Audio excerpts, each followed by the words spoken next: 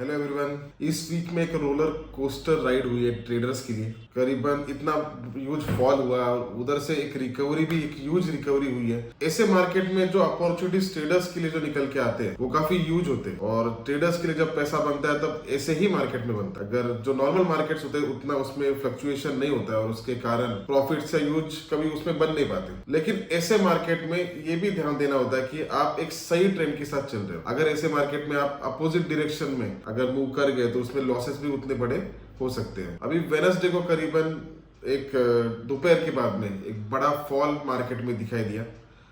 अभी वो कुछ टाइम तक वो पैनिक सेलिंग हो चुकी थी। पैनिक सेलिंग शुरू हो गई थी कि लोगों को समझ में नहीं आ रहा था कि ये क्यों हो रहा है या फिर इसका रीजन क्या है इसके पीछे। उसका रीजन ये था कि जो कोविड के बारे में जो नया जो वेरिएंट आया है, JN.1 वेरिएंट जो नया निकल के आया है, उसकी जो मीटिंग शुरू हुई थी, और उसको लेके लोग पैनिक हो चुके थे कि अगर ये नया वेरिएंट कितना डेंजरस रहेगा या फिर कितना हार्मफुल रहेगा और उसका इम्पैक्ट कैसे हो सकता है, उसको लेकर लोगों ने प्रॉफिट बुकिंग या फिर थोड़ा सेलिंग उसमें दिखाई दी। लेकिन एक्चुअल में ये वेरिएंट का कितना इम्पैक्ट है या क्या एक्चुअल में वो इतना डेडली है, तो अभी फिलहाल ऐसे कुछ भी रिसर्च निकल के नहीं आया या फिर ऐसा कुछ भी डेटा नहीं है कि ये कुछ सीवियर इसके सिम्टम्स नहीं है अभी तक, ना ये डेडली अभी तक दिखाई दिया है। लेकिन मार्केट में जो एक राइज हो चुकी थी, जो एक कंटिन्यूस राइज चल रही थी, तो उसके वजह से ऐसा एक फॉल आना जरूरी भी था। और वो राइज के वजह से और कुछ हद तक लोगों का पैनिक होने की वजह से फिर उसमें गिरावट हुई। लेकिन उसके बाद में वो दिन निकल चुका था, तो फिर उस दिन के बाद में पूरा दिन आपके पास होता है रिसर्च करने के लिए, क्योंकि ऐसे जो फॉलिंग नाइफ जो होता है उसमें अपने एंटर नहीं होना चाहिए। तो ऐसे उस दिन मार्केट में अगर आप आउट हो तो ही अच्छा होता है। उसके बाद में लेकिन आपके पास पूरा दिन था कि ये रिसर्च कैसे हुआ, या फिर ये वेरिएंट जो है, ये वेरिएंट कितना हार्मफुल है, या फिर इसका इम्पैक्ट मार्केट पर किस तरीके से हो सकता है। तो उस डेटा ने सारा ये दिखाया कि अभी तक इसमें से कुछ थ्रेट या फिर कुछ डेडली नहीं है। और अगले दिन मार्केट ने फिर वापस एक गैप डाउन दिया, और एक गैप डाउन के साथ उसने एक बहुत बड़ी अपॉर्चुनिटी दी लोगों के लिए, और वहां से उसने एक बाउंस बैक दिया है और एक काफी अच्छा अपसाइड मूव मार्केट में दिखाई दी। ये न्यूज ने एक्चुअली कुछ हद तक मार्केट्स को स्टेबल किया है।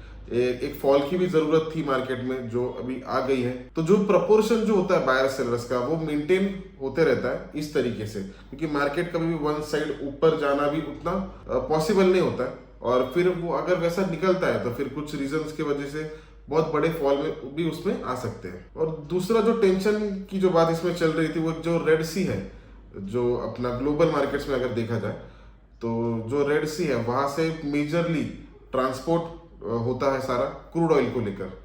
और उसमें जो हौदी वॉरियर्स करके जो उनकी ऑर्गेनाइजेशन है, इसमें जो करीबन हौदीज जो ऑर्गेनाइजेशन है वो कंटिन्यूसली जो उनको अगर जो इजरायली वेसल्स लग रहे हैं उस पर वो अटैक उनका शुरू है। और इस अटैक के दरमियान कुछ हद तक दूसरे कंट्रीज के भी वेसल्स पर उनके अटैक हुए हैं।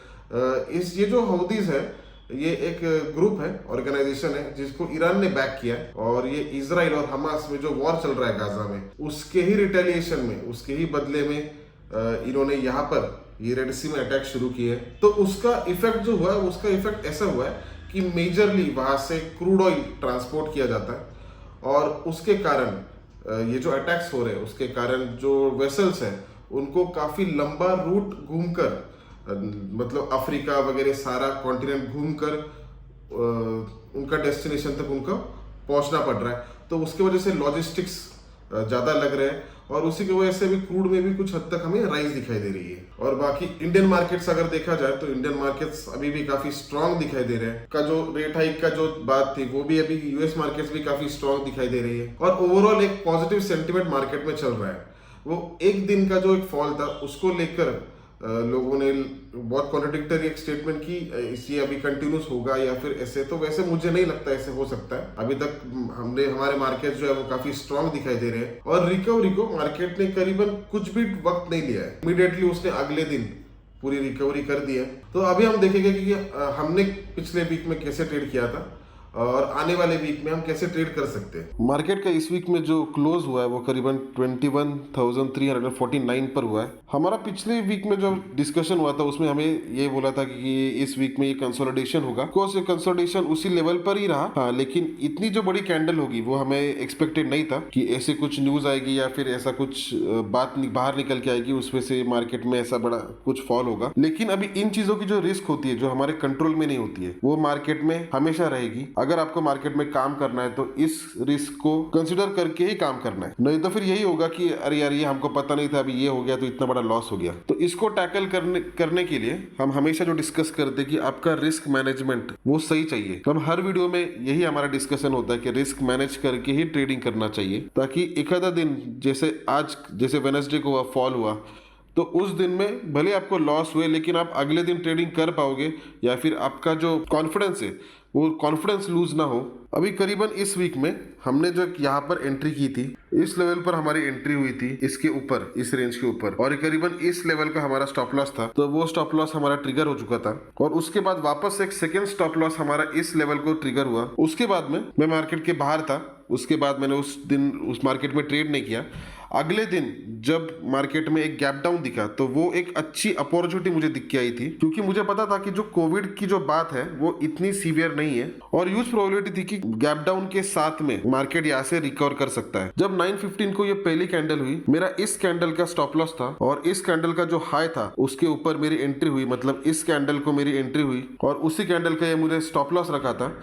जब ये रेंज उसने ऊपर के साइड में ब्रेक की तब वो एक स्ट्रॉन्ग इंडिकेशन था कि मार्केट में कल जो फॉल हुआ है वैसे आज वो कैरी होने की प्रोबेबिलिटी कम है। तो इस लेवल तक एंट्री होने के बाद करीबन ये जो मेरा स्टॉप लॉस, दूसरा जो स्टॉप लॉस था, उसी लेवल तक मेरा यहाँ इस लेवल पर प्रॉफिट बुकिंग हुआ और करीबन एक अच्छा गेन उसमें से मुझे निकल के आया। तो कभी कभी ऐसे जो अपॉर्चुनिटीज निकल के आते हैं वो एक उसको कन्वर्ट अगर आप सही तरीके से करें तो वो एक फायदे की डील आपके लिए हो सकती है। लेकिन उसमें अगर आपकी रिस्क मैनेज हो तो ही आप स्ट्रेस आउट होगे और कॉन्फिडेंस आपका लो नहीं होगा। और जिस दिन हमारे स्टॉप लॉस ट्रिगर हो रहे, 1 से 2 स्टॉप लॉस इस दिन ट्रिगर हो चुके थे, तो उस दिन मुझे पता था कि आज मार्केट को प्रेडिक्ट करना मुश्किल है और आज हमने मार्केट के साथ फाइट करने में इसमें कुछ लॉजिक नहीं है। तो कल अगला दिन रहेगा और कल फिर हम वापस उसमें ट्रेड करना शुरू करेंगे। तो इस तरीके से निफ्टी में और बैंक निफ्टी में दोनों में इसी पैटर्न में हमने ट्रेड किया। उसमें करीबन 2 स्टॉप लॉस भी ट्रिगर हुए, लेकिन इस रैली में एक अच्छा प्रॉफिट उसमें गेन निकल आ गया। और करीबन निफ्टी जब इस लेवल पर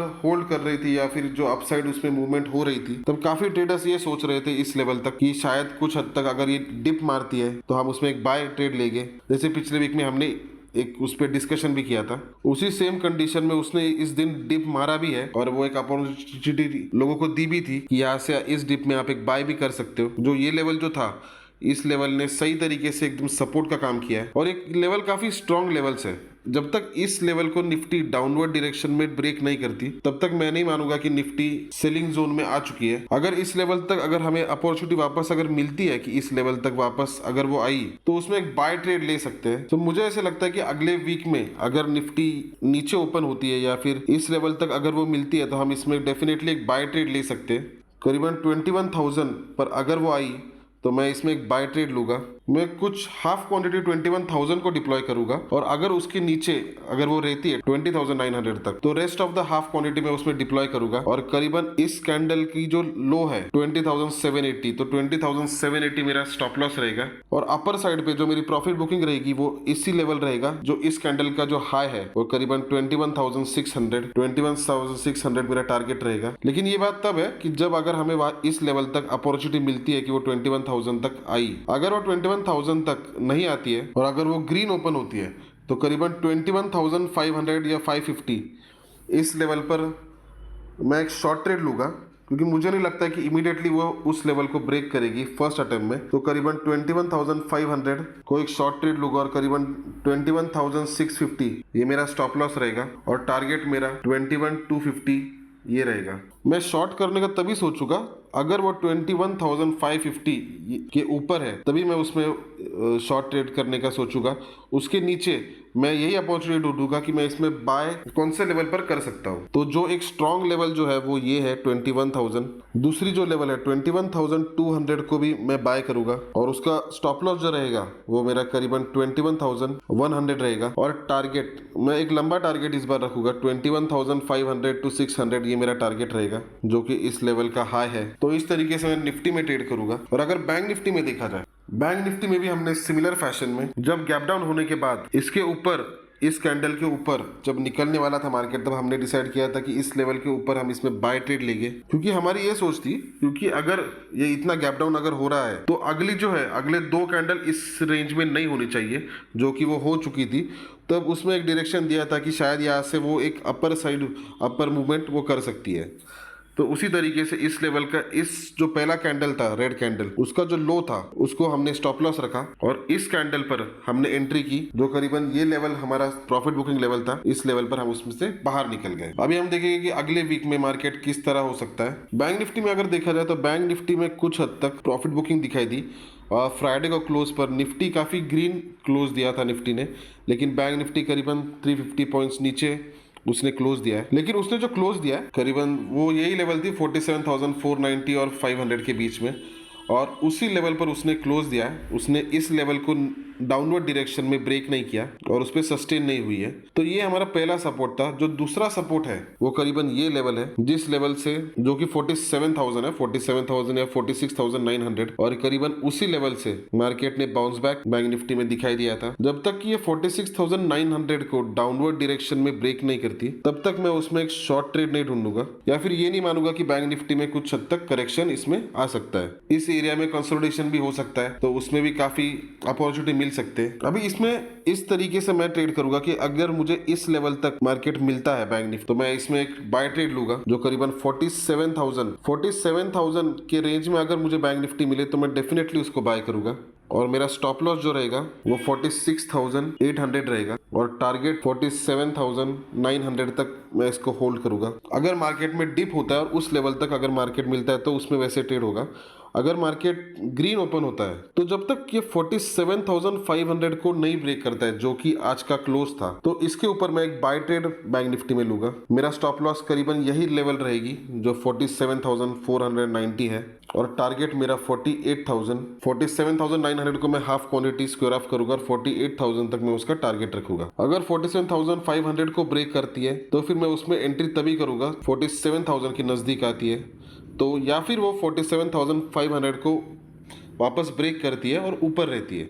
अगर वो ऊपर रहती है तो वापस उसमें एक री एंट्री होगी मेरी, और 47,490 का स्टॉप लॉस रखकर 48,000 तक मैं उसको होल्ड करूंगा। तो यही है सारा मेरा अगले वीक के लिए। आई होप ये वीडियो आपको बेनिफिशियल रहे और आपको ट्रेडिंग में इन चीज़ों की काम आए। Thank you everyone.